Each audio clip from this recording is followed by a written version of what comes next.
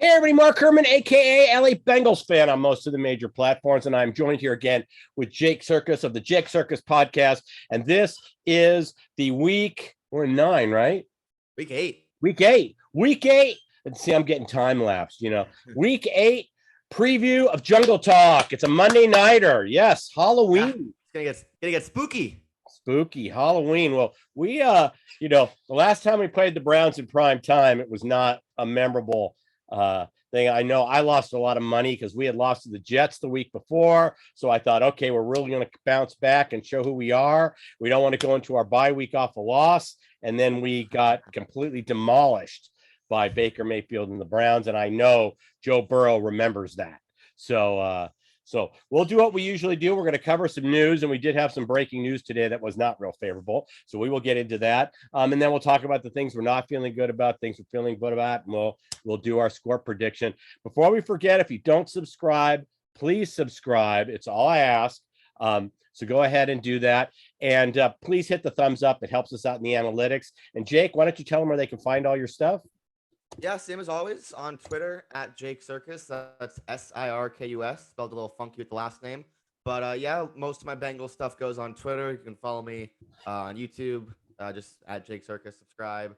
Hit me up on TikTok, and just I'm mostly active on Twitter. That's kind of where. Yeah, no, and he does. Most of my stuff is. You do a great show. You do a gambling show where you talk about lines and stuff. Yep. And we'll get into that at the end here because I really like the Bengals this week. I think the spread should be more than 3.5, but we'll get into that. So let's get into it. Obviously, we had the breaking news that we are probably losing Chase for multiple weeks. I'm assuming when they say multiple weeks, we're talking like the next 2, because then we have our bye. So that would get him like 3 weeks of rest. So I'm assuming that, but obviously not on the Bengals training staff or an insider. So but that was obviously not great news we wanted to hear. I didn't know it was going to be something that was going to keep him out. What have you heard? What I've perceived it as, and I don't have any inside info, but what it kind of seems like is they're just waiting for the bone to heal. So it's just a waiting game. He's not going to practice. He's going to stay off of it.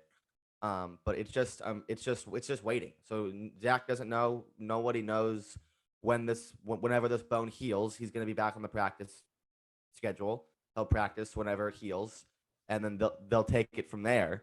But the bye week does help because 5 weeks from now they go to Arrowhead. No, the Chiefs come to the Jungle. So I think so. The Chiefs game is on deck coming up pretty soon in 5 weeks. So I would assume that's, if he's ready, then that's the target. That's the target date for the return. But it was, Schefter said 4 to 6 weeks, probably in IR, so at least 3 weeks. But counting the bye, coming off the bye, he'll be eligible to return from IR. So the timing kind of is in the Bengals' favor, I would say. Yeah. Obviously, not having him in a road prime time divisional game sucks. But then you get Carolina at home next week and the bye. So the timing kind of fixes itself. Maybe we get him back for the Tennessee game coming out of the bye. We'll see. But right now it sucks not having him for this game. But it just seems like it's just going to be a week-to-week waiting game with the way that bone heals. Yeah, and I think, is it Tennessee or Pittsburgh do we have after the bye? I know that those are the first 2 games after the bye. I don't. They're both on the road, so I don't know which one comes first. And then they have the KC game. Right. Okay. So no, definitely, I agree with you on the timing. Obviously we have the trade deadline coming up Tuesday. If we wanted to pick somebody up and the price was right, we certainly could do it. I don't want to hear all the OBJ talk. He's not ready, so he wouldn't fill that need for us. So don't even start with the OBJ talk. It's not that I don't like him, but first of all, he's a 1-year deal, but we would not, he wouldn't be an immediate fix for us.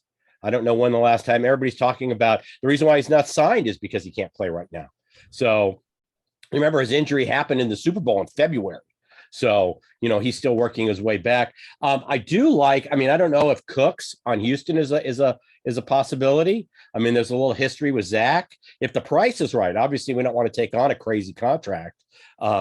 especially with Burrow and whatnot, and Higgins coming up next year for new contracts. The other one I like, obviously, is Terrence Marshall because they have the LSU connection, but I don't know if Carolina is looking to move him. He's only had, I think, 7 or 8 targets in the last 3 games. So it's not like he's heavily used there. Terrace, they really liked him, the Panthers, when they took him, and they haven't really used him much. That you took the words out of my mouth. He was on my list. First thoughts, the Bengals should be dipping their foot in the pond for either an edge rusher, now certainly a receiver. I don't think that they're gonna do it. Simply just looking at their history, like they don't really get desperate and make these moves that kind of can maybe set them back. But a move that doesn't set them back is you just trade for a guy who's on an expiring contract. And there's a couple of young guys who are on expiring contracts who I think that would actually work. Someone like Marquez Callaway with the Saints, someone like Jerry Jeudy with the Broncos. Judy's not on an expiring contract, but right getting there. It doesn't seem like the Broncos see a long-term future with him. Maybe Callaway, probably more likely. He's on the cheaper side. He's going to be a restricted free agent after the season, coming off of his career best year and a really crowded, wide receiving room for the Saints. But Marshall for sure is at the top of my list because of the connection. I just think he can get open, and they're not looking for someone to replace Jamar Chase because they're not losing Jamar Chase for the season. Right. They're going to get him back when games start to get important. They're going to have him. I always say football doesn't matter until after Thanksgiving, and it seems like Jamar is going to come back around that time spot. It's when the Bengals heated up last year and really made their playoff push and clinched the division because they won 4 of their last, 5 games, not counting the Cleveland game in Week 18 where nobody played. So this is just a small bump in the road in a league where every team has bumps in the road. I don't think the Bengals are going to change how they operate simply because they don't have Jamar Chase for a month. This is a great chance for T. Higgins to come out of his shell and be the wide receiver one that the whole league knows he is. Just nobody has seen it, but everybody knows that he's capable of being a number 1 receiver because every team, had the chance to take him in the first round. And most teams, honestly, a lot of teams had him as a first round receiver. The Bengals did too. The Bengals had him as their second or third guy I think they had him over Ruggs. They had him over Jeudy. They loved Higgins. There was never a doubt that they were going to take Higgins. And I was surprised they didn't trade up to get him because obviously their first round pick was Burrow. They're not going to take Higgins number 1. But the Bengals basically took Higgins with their first round pick. Took him at 33, and they could have traded up. They said we could have traded up, and we were lucky that he fell. So it's a great chance for Higgins to come out and really do his thing. I don't think this is the end of the world. The line is not going to shift at that drastically. It came down to 3, so it's a half a point. So the Bengals, right? Oh yeah. No. Listen, but we'll get into the good stuff because the Bengals roster, like I said, this is not something that like you said, it's a bump in the road. But acquiring Marshall would not only be he could help us out right now. But he would also be insurance if we didn't re-sign Higgins because he's on a favorable contract for another couple of years. Right, so if we didn't get Higgins, we would have Marshall for the next 2 years, which is why I really would like to see them do something along those lines. Don't think it will happen either, but a guy can dream. I can dream. So, and that's my top of my wish list. So it's funny you mentioned that because that was kind of where I was going next with the Higgins thing. It's also kind of a tryout for him in case the Bengals don't end up having or they do have enough money, but in case they decide to trade him, which is what the Chiefs did, which is what the Packers did with the receivers that they didn't think they desperately needed and didn't want to pay. So it's kind of a tryout for him to say, okay, 31 NFL teams, you all know that I'm this good. Here's me doing this in a pass-heavy offense where the number 1 receiver is heavily relied upon to go make plays, to go catch jump balls. And that's what Higgins is going to do. Higgins isn't going to change how he plays. They're just going to use him more and throw the ball more to him. And we'll talk about, the matchup and what the Bengals need to do to win this game because there's definitely some important things they have to make sure they do to be a team that they haven't beaten with this new era. They haven't beaten Cleveland. So it's been like a thorn in their side for whatever reason. Now, Baker Mayfield had a lot to do with that the last couple of years, and now he's gone, and it's a less threat of, Baker's going to have his career day just because he's playing Cincinnati on a random Sunday. Now it's not that. It's prime time, and I think I trust, Joe Burrow more than Jacoby Brissett in prime time. But we'll talk about all that. But in terms of Higgins, it's a chance for him in multiple different ways. Yeah. And just recounting Higgins, I think everybody thought the Packers were going to take him. I think Yeah, Aaron Rodgers sat there and thought the Packers were going to take him at the end of round one. And the Bengals actually had an offensive lineman because remember, they passed on Sewell, they took Burrow, and they passed on the offensive line. They took Burrow. They didn't well, both. They didn't bolster the offensive line. passed on Chase Young. They were going to take Chase. Right, Some right. some people thought they should take Chase Young, and they were never going to take Chase But Young. they didn't trade back in and get offensive line. They thought they Right. would do They could that have. in the second round. And when Higgins was there, I remember Zach Taylor saying he could not pass it up. They just could not pass it Yeah. up.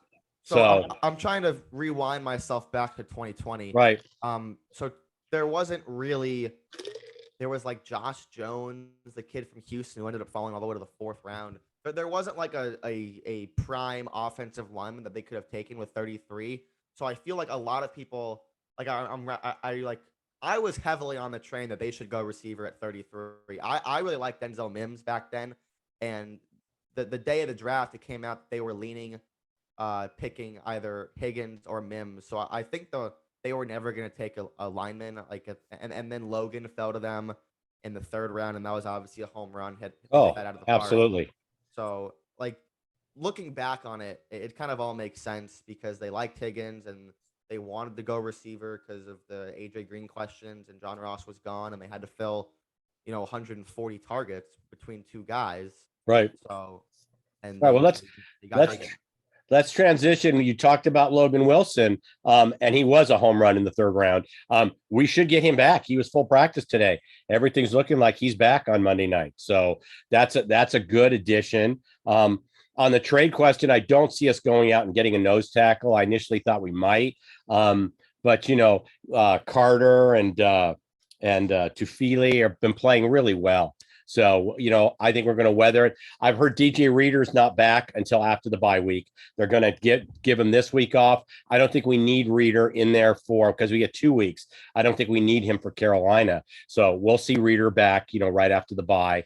That's kind of the timeline he's on. But I think we weather that. So I think receiver is the only thing we might trade for. But Logan Wilson coming back is a huge, huge addition for us. Yeah. So obviously not having DJ Reader sucks. Like that sucks. But we talked about this before the Baltimore game, and we were kind of worried because we didn't have it, and everyone was worried, and it was fine. And the players stepped up, and the linebackers played really well. That was back when Logan was playing, and Logan had a great game. And the defense stepped up, and they contained Lamar, and they held the Ravens to under 20 points for most of the game. So they did great. And now you're looking at the best rushing attack in football, and might be even more scary than not have DJ Reader. But the players that needed to step up have stepped up, and I expect them to continue to step up. And now you get Logan Wilson back, a guy who's just gonna fill all of the gaps every single play, and just be a body up there. And obviously the captain of that defense. And I think everyone there is playing really well, and they're as prepared as they can be for this kind of offensive attack that they're going to face on Monday. Yeah, well, I think what ultimately happens is we're a better team when Reader's back, because these guys got a lot of playing time. I mean, I talked about this with the Cowboys, being a better team. They have a bona fide backup now. Cooper Rush was 4-1 as a starter. As Dak's back, they're a better team. So I think that we have a deeper line when Reader does return. So ultimately, in the long run, I think that's going to help us down the stretch this year. Depth is so important. And it's what the Bengals had last year on defense, not necessarily offense, specifically the offensive line, because playing with a couple backups in the Super Bowl on the O-line hurt. But, bringing in Eli Apple off the street and the Trey Wayne situation really screwed them. And you had to rely on Apple to play the second most defensive snaps out of anybody in the league last year behind Jalen Ramsey. And that's what Apple did. And nobody knows that about Eli Apple. He was signed off the street in late August. Yeah, and played the second most defensive snaps out of anybody in the league last year, including postseason, except for Jalen Ramsey. That was it.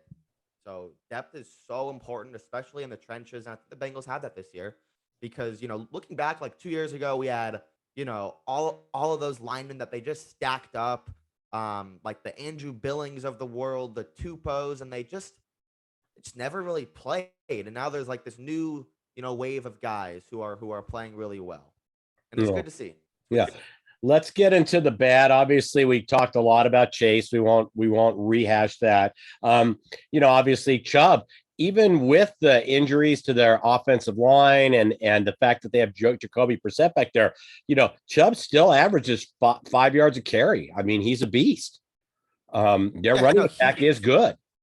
No, he's gonna run the ball. That's what he does. That's what they do. They don't rely a lot on Brissett. But the fact that what we're gonna sit here and be worried about it is kind of a little flawed because they are 2-5, and this is a really, really flawed Cleveland team that they have a lot of holes on the roster, including their superstars are not playing well. Denzel Ward is not playing well. Myles Garrett's obviously doing his thing. Greedy Williams hasn't played at all. Who are some other guys that have been a mess for them? I had it. Oh, well, they've got, and they're banged up. I mean, Njoku's hurt. I don't think we see him. He's really their biggest tight end.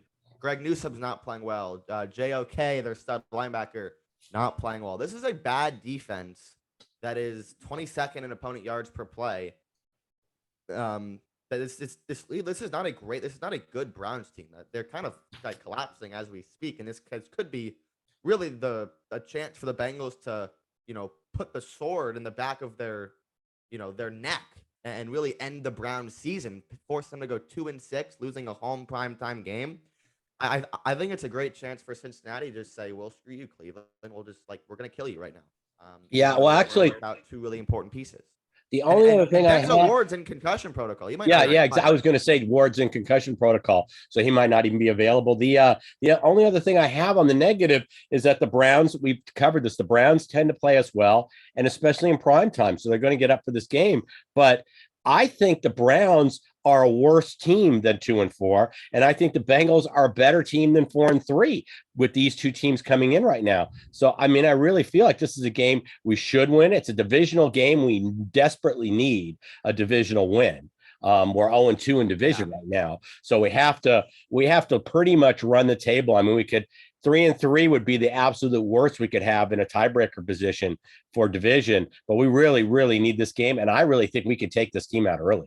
I do. I can go through. We'll transition right now into the good because, like I said, I think we're the better team all the way around. I think they're worse than 2-4. I think the Browns, and I think we're better than 4-3. So our record is. I know you are what your record says you are, but we're trending up and they're trending down. Is the point I'm making? You're right, and I think that's bullshit that you are who your record says you are. The Bengals have lost 3 times on the last play of the game. Yep. And a total of 8 points.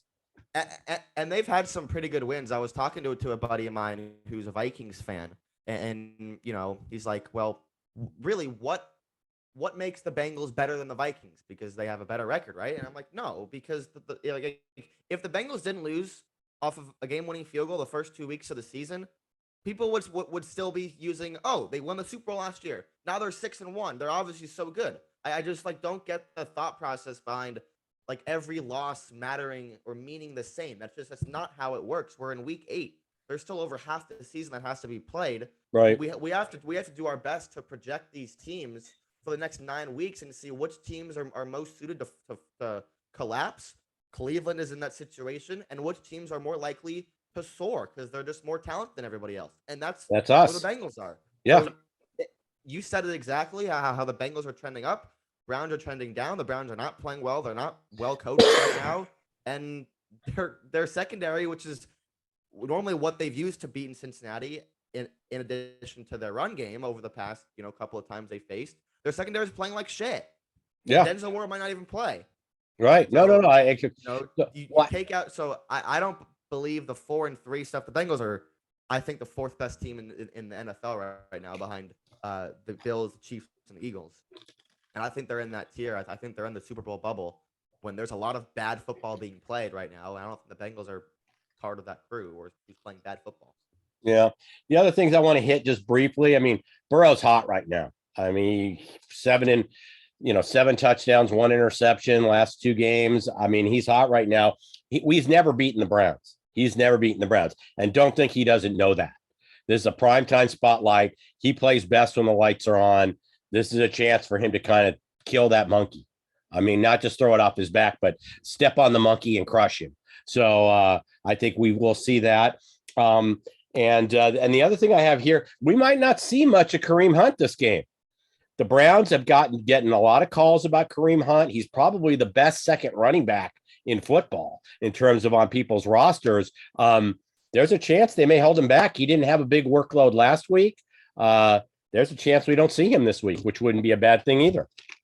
It certainly would not be a bad thing. But the key has to be Nick Chubb. I mean, Nick Chubb ran for 140 yards on just 14 carries in their midseason matchup in Cincinnati last year.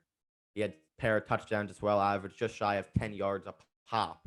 So, Nick Chubb is obviously the feature guy that they're going to need to focus. But yeah, the Hunt thing has been really weird because I've been one of Kareem Hunt's biggest, not supporters. I don't, whatever. But, I think he's really good. I think he's a top 10 runner in the league. I think he's been that since he came into the league with KC in 2016. Right. So, I mean, he's a stud. And I think if someone needs a running back, Buffalo, Miami, that they should be on the phone with Cleveland. But yeah, it doesn't seem like Kareem Hunt's going to be that involved with the way this offense is going to work in the future.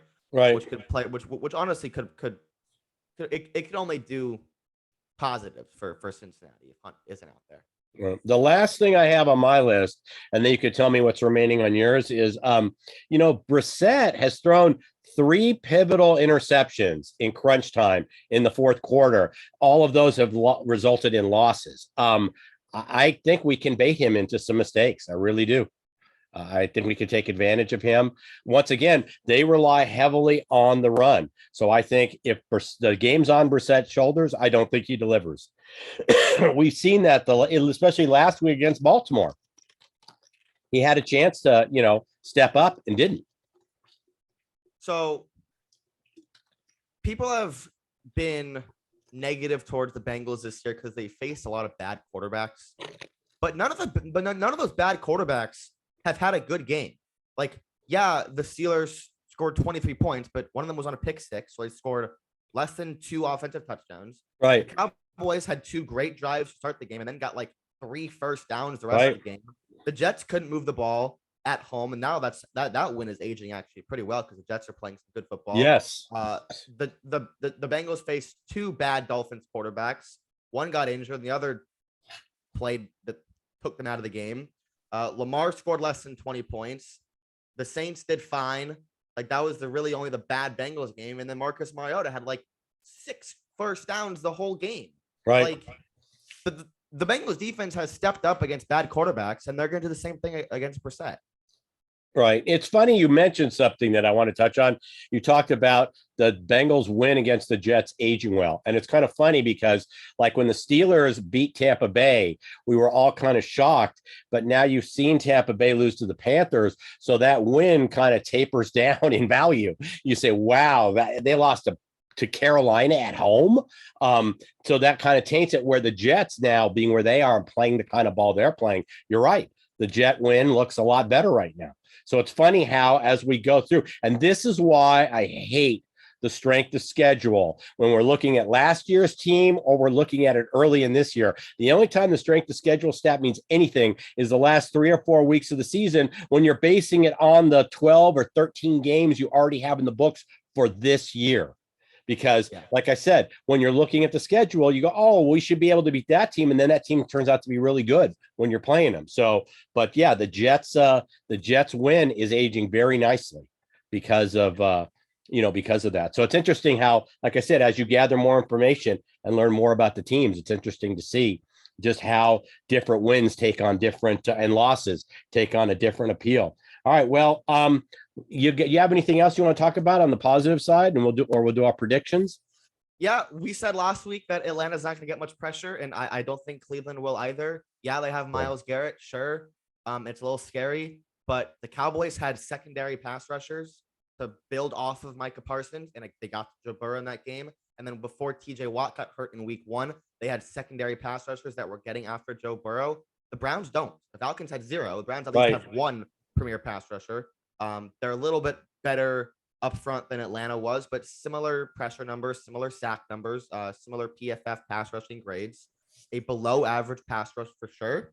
So yes, Jamar Chase is out, but everybody who is an offensive weapon has stepped up over the last 2 to 3 weeks. And when their number, an often phrase is that Zach uses is they answer the bell when their number is called, and they've done that. Yeah, and So Tyler Boyd is he's just a secret weapon. I mean, yeah, it amazes me how he just gets overlooked. And this guy's a beast. I mean, and look for Boyd and Higgins to have big games this week. and you talked about Burrow playing really well, and when we've now seen this recently with Burrow since he came in the league, is when he's hot, he's just a different type of hot. He's just seen the field really well, and that's just like it's so hard for that to go away. And I don't think this Browns defense really presents any challenges where Burrow would be unable to see the field. Yeah. So I like I said, I like this game. I think the spread should be bigger than 3 points. So from a gambling perspective, bang the money line. I'm a big fan of not giving up points at all. So I'll take the extra risk and because you lose. Yeah, well, you have to lay more money. That's it. Well, you're risking more money. The win's the same, but you're risking more. But I'm I'm going to pound the Bengal money line this week. It's just, that's my pick of the week. I really, really, really, really like that. So what are your thoughts on that? Since you do a gambling show, I figured we'll get your thoughts on that. Yeah. So so now that it's down to 3, I would be more inclined to take the points or to lay the points with Cincinnati. My play on this game is the total. I think it's going to go under. Look, like the public or like the perception of the Bengals right now is that they found their offensive stride. But even when they were scoring points last year, their games were still going under at a ridiculous point. Like right. The Bengals unders have been so profitable since the start of 2021. Bengals on the road unders are even better. 45.5 seems like too many points. I don't see Cleveland getting to 20 points in this game unless they break off a big run, which is possible, or like a pick 6, which is the reason why the Steelers are one of 2 teams to score 20 points against the Bengals this year. The other team, of course, the Saints, who had a couple big plays in a really close game. Bengals had to come back in that game. So I like the under 45.5. I think this is a 23-17 type game. Maybe, there's a backdoor there that screws up the -3. But I think the Bengals should win. It's a tough spot. Emotional game on the road, losing your best player, never fun. But if Denzel Ward's out, there's no guy other than Myles Garrett that we're really scared about, and the Browns don't have anyone else on that line that is playing that's playing well. So I like the under. I need to see the Bengals what they do without Jamar, because I don't know if I trust Zach to continue to refuse to take the ball out of Burrow's hands. Like I feel like that's something that he could do. Just take the ball out of Burrow's hands, call a really conservative game, and that's kind of where I lean the under. But the Bengals defense is I have been pounding this on the table for the last 18 to 20 games. This defense is really, really good. They have spent so much money, and they are getting that return on their investment in mass margins. And this year, they were playing really well in important situations last year, but now they're turning into a real down-to-down, true defensive threat. They have an elite defensive coordinator, one who we are lucky to have.